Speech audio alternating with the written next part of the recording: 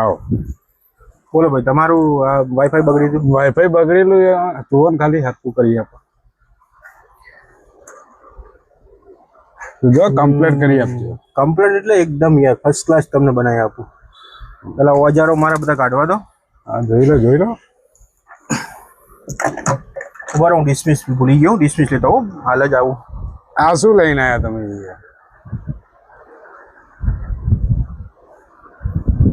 શું કહેતા હતા? આ શું લઈને આવ્યા તમે?